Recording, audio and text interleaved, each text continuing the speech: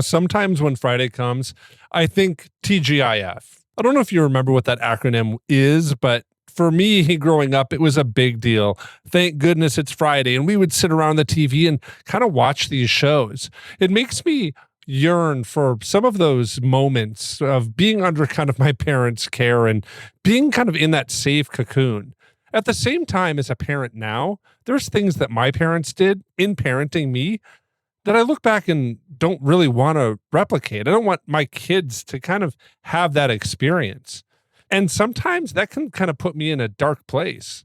But today on the Celebrate Kids podcast, in our daily segment, Facing the Dark, Dr. Kathy's going to think through this a little bit with us. How do we think well of our parents who are parenting in a time and a place?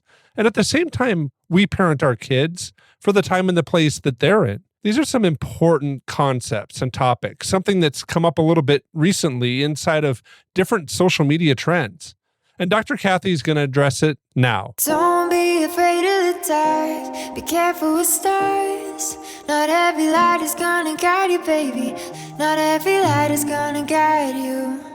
So Dr. Kathy, a lot is made of the millennial generation. Some kind of call it a spoiled generation. And they seem to be kind of this generation that just kind of seeks things that make them feel good. Now, this generation is stepping into parenthood, and they're purposely changing some things in how they parent versus how they were parented. One millennial in a recent article noted, quote, "My parents never wanted to know anything about my life or my mental health. If I had trouble at school, relationship questions, or questions about my body and how it worked, they absolutely would not entertain a conversation. If I was struggling in any way, I needed to, quote, buck up because people have it a lot worse than I do. I'm 32 now, and I have a 12-year-old and 9-year-old, and I check in with them every day," end quote. Another one said, quote, "So many things are different, but the biggest would be that we let our children make their own decisions. For example, my daughter wanted to cut her long hair off for a pixie cut when she was 3. My mom was appalled that I let her make that decision because she was, quote, too young to know better," end quote. So Dr. Kathy, I know that we parent kind of in a specific time and place on purpose, right? I mean, there's this kind of cultural moment that we're all parenting in, and there's realities inside of that. So my parents parented one way because of the culture they were in, and we're parenting now a different way, maybe in some ways, because of the culture we're in. But what would you say to these responses, kind of maybe with that caveat? Do we need to cut our parents some slack? Recognize we might need some context here? Or is it valuable for us as parents to highlight, that wasn't healthy when I was growing up, and so I'm going to do it differently now? What are your thoughts here? I think there's benefits of being honest in both directions. I don't think it's common that a parent would be 24/7, 365, a bad parent. I think there were decisions being made in a context that these young adults don't understand. They have no clue what their parents were going through when these children were maybe 3 to 8 to 10 years old. So judgment comes easy, right? Understanding not so much. So I'd love to cut everybody some grace here.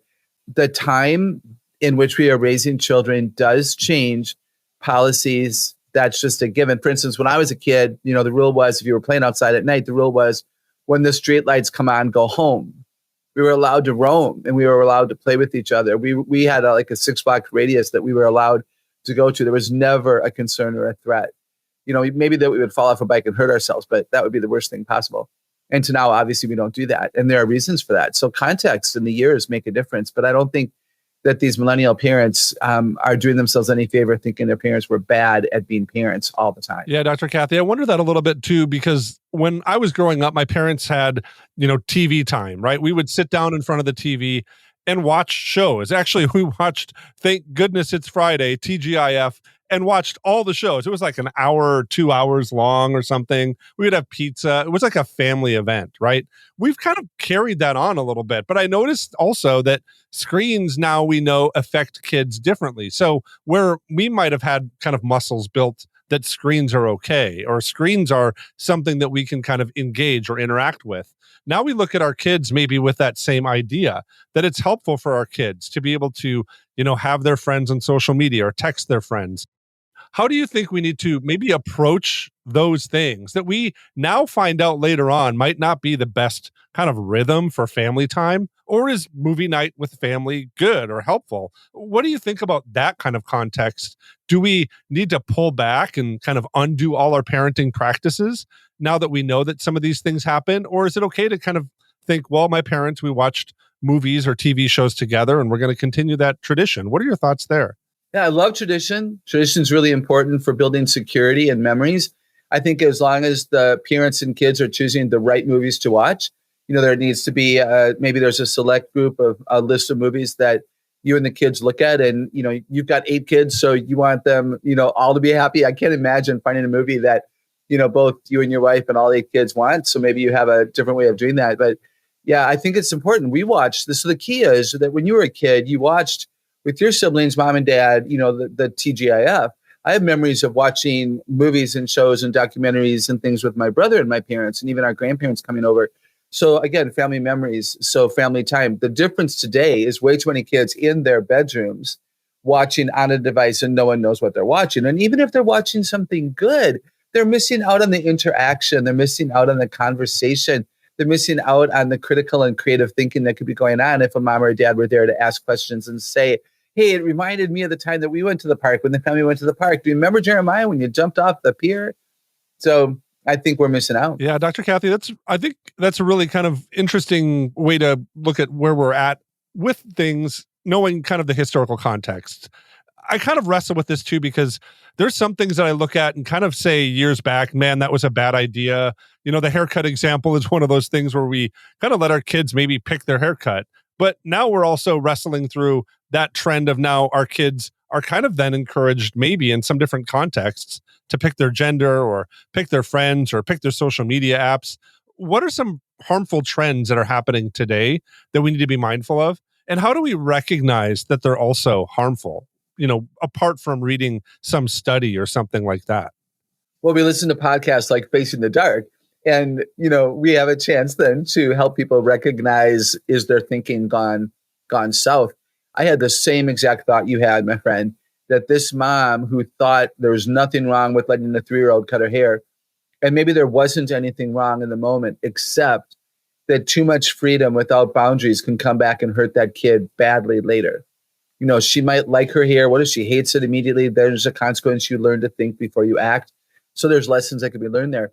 But if this child says to this mom in 10 years, hey, I want to be a boy, and this mom has set a standard of do whatever you want, this mom is going to have a very hard time saying, listen to me, you're being foolish.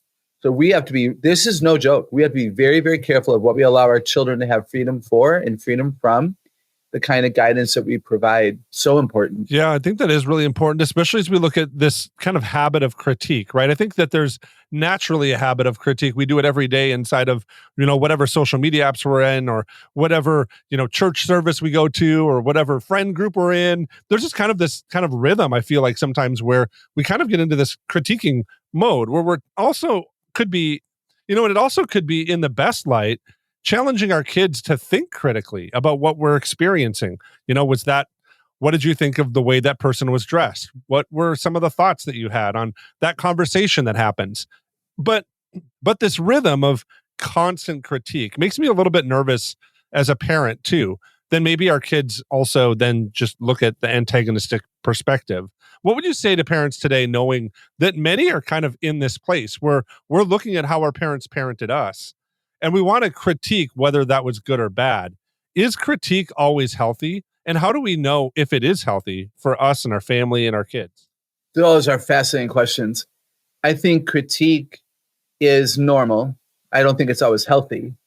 And I think one of the reasons that having a critique, being critical, being judgmental, if you even want to say it that way, is unfair, is that we don't know the whole context. We don't know back 20 years ago, the emotions. There was a time and Dave and I, our dad changed jobs, and Dave and I we didn't have a clue what that meant for his relationship equity, for fear that my dad might have had, for what it meant for us financially as a family. And so we're maybe getting upset about things that we don't need to be upset about, but our parents didn't tell us the whole story because maybe they thought we were too young to understand. We don't know.